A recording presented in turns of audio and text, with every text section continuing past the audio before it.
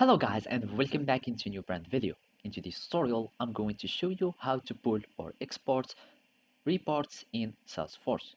So make sure to watch the video to the end and follow these simple steps. So first, you will need to go to your reports in Salesforce. And basically to do so, you will need just to access to the report tabs.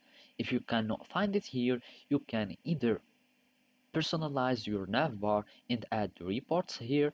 So basically you can click on add more items and add reports.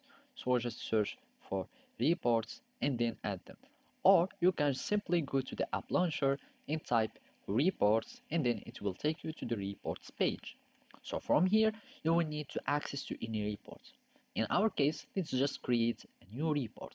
And basically let's create a report for the accounts or contacts and accounts. I'm going to click on start account and I'm just going to show all the accounts and show for all the times, and those are my records here.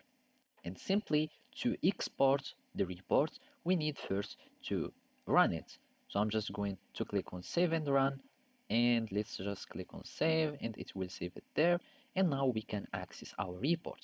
Then simply we need to go to the quick action buttons, and from here we will find export. By clicking on export, you will be able to export your uh, reports. So if you want the details only or the formatted report, you will have it on an Excel format. Otherwise, you can start choosing the formats from here. And also, you can choose the encoding. You can use the UTF-8 or any encoding format that you would like. And then you will need to click on export and you will be able to download the reports.